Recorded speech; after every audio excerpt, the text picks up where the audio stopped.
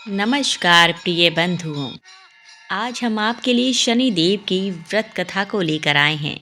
यदि आप व्रत ना भी रखते हो तो भी शनिवार वाले दिन इस व्रत कथा को पूरा सुनना चाहिए। यदि आप पर शनि देव का यदि कोई कोप या साढ़े साती चल रही हो या महादशा चल रही हो या शनि देव आपको पीड़ित कर रहे हो तो इस कथा को हर शनिवार जरूर सुने, ताकि सुनने से भगवान शनि देव की आप पर कृपा बनी रहे। जो कुदृष्टि है वो शुभ दृष्टि में बदल जाती है। तो चलिए कथा को शुरू करते हैं। शनि व्रत अग्नि पुराण के अनुसार शनि ग्रह की मुक्ति के लिए मूल नक्षत्र युक्त शनिवार से आरंभ करके 7 शनिवार शनिदेव की व्रत एवं पूजा की जाती है। एक समय सभी नवग्रहों सूर्य, चंद्र, मंगल, बुध, बृहस्पति, शुक्र, शनि, राहु और केतु में विवाद छिड़ गया कि इनमें सबसे बड़ा कौन है। सभी आपस में लड़ने लगे और कोई निर्णय न होने पर देवराज इंद्र के पास निर्णय कराने पहुँचे। इंद्र इससे घबरा गए और इस निर्णय को देने में अपनी असमर्थता जताई, परंतु उन्होंने कहा कि इस समय पृथ्वी पर राजा विक्रमादित्य हैं, जो कि अति न्यायप्रिय हैं। वे ही इसका निर्णय कर सकते हैं। सभी ग्रह एक साथ राजा विक्रमादित्य के पास पहुँचे और अपना विवाद बताया। साथ ही निर्णय के लिए कहा। राजा इस समस्या से अति चिंतित हो उठे, क्योंकि वे जानते थे कि जिस किसी को भी छोटा बताया वही कुपित हो उठेगा। तब राजा को एक उपाय सूझा। उन्होंने स्वर्ण, रजत, कांस्य, पीतल, सीसा, रांगा, जस्ता, अभ्रक और लोहे से 9 सिंहासन बनवाए और उन्हें इसी क्रम से रख दिए। फिर उन सबसे निवेदन किया कि आप सभी अपने अपने सिंहासन पर स्थान ग्रहण करें। जो अंतिम सिंहासन पर बैठेगा वही सबसे छोटा होगा। इसके अनुसार लोह का सिंहासन सबसे बाद में होने के कारण शनिदेव सबसे बाद में बैठे तो वही सबसे छोटे कहलाए। उन्होंने सोचा कि राजा ने यह जानबूझकर किया है। उन्होंने कुपित होकर राजा से कहा, राजा तुम मुझे नहीं जानता।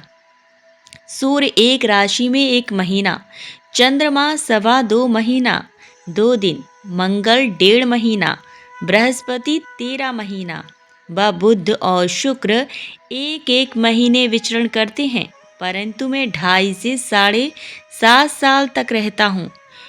बड़े बड़ों का मैंने विनाश किया है। श्री राम की 7.5 आने पर उन्हें वनवास हो गया।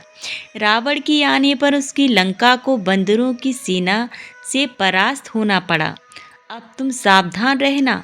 ऐसा कहकर कुपित होते हुए शनिदेव वहां से चले गए। अन्य देवता खुशी खुशी चले गए। कुछ समय बाद राजा की 7.5 आई। तब शनिदेव घोड़ों के सौदागर बनकर वहां आए। उनके साथ कई बढ़िया घोड़े थे।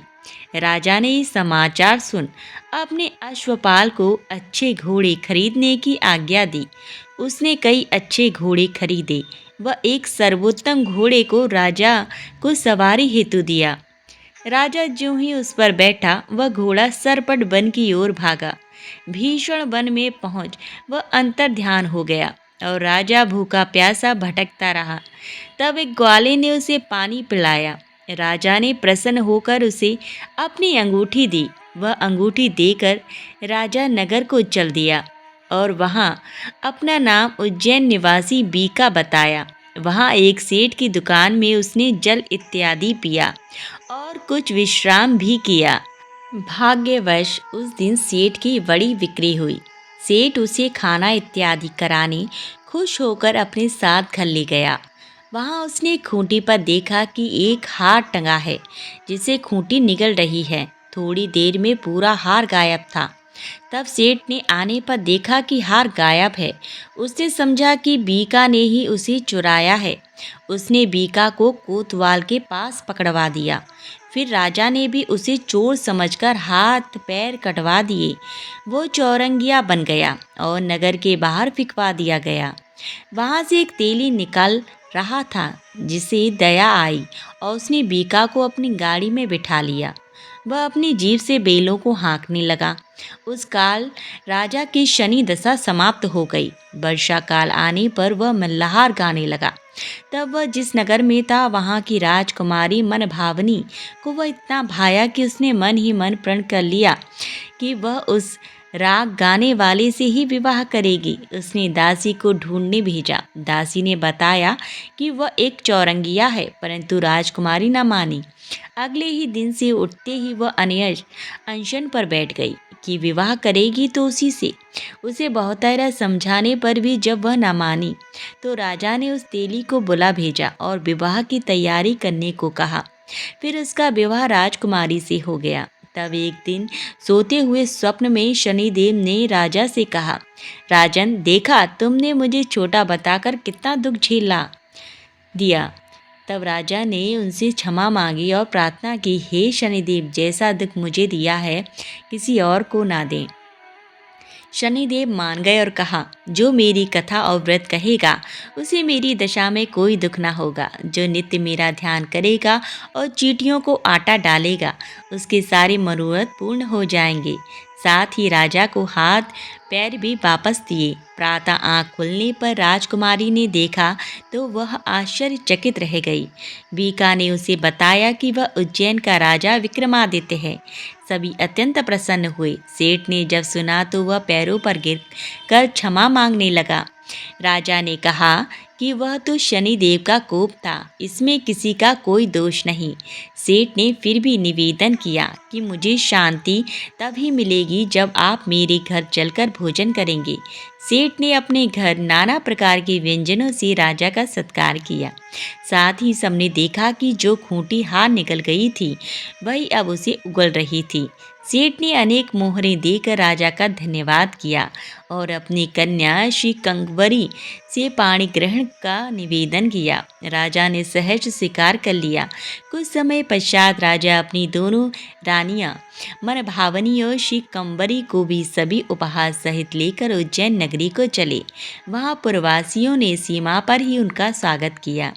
सारी नगर में दीपमाला हुई और सबने खुशी मनाई। राजा ने घोषणा की कि मैंने शनि देव को सबसे छोटा बताया था, जबकि असल में वही सर्वोपरि है।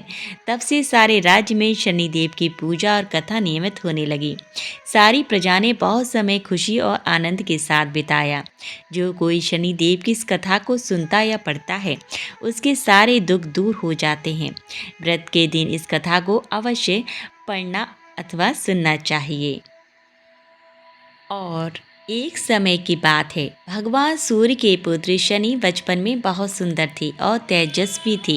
इनकी सुंदरता को देखते हुए गंधर्व ने अपनी पुत्री कंकाली के साथ शनिदेव का विवाह करा दिया। लेकिन अत्यंत सुंदर होने के कारण इंद्र की सभा के अप्सरा अक्सर उन्हें देखने जाया करती थीं। इन अप्सरा को देखकर कई बार शनिदेव उन पर मोहित हो गए। यह बात गंधर्व पुत्री कंकाली को अच्छी नहीं लगती थी। तब गंधर्व पुत्री कंकाली ने अपने पति शनिदेव को यह श्राप दे दिया कि आज के पश्चात सुंदरता को खोकर बस सूरत हो जाएं और आपकी दृष्टि हमेशा नीचे की तरफ रहे। अगर आप सीधी दृष्टि से किसी की तरफ देखते हैं तो उस पर साढ़े साधे का प्रभाव पड़ जाएगा। तब शनिदेव भगवान शिव की घोर तपस्या की। तपस्या के पश्चात भगवान शिव प्रसन्न हुए और बोले, हे सूर्यपुत्र शनिदेव, वर मांगो। तब शनिदेव बोले, यह सदा शिव शंभु हम पर कृपा करके हमें सृष्टि पर सीधे देखने के लिए वर दीजिए। भगवान शिव बोले, जो व्यक्ति शनिवार के दिन पीपल के नीचे तेल चढ़ाएगा उस पर तुम्हारे पढ़ने वाले को दृष्टि शुभ दृष्टि में बदल जाएगी। इसीलिए शनिवार के दिन पीपल के नीचे शनिदेव की पूजा की जाती है। बोलो प्रेम से जय शनिदेव। बोलो भगवान श्री शंकर की जय।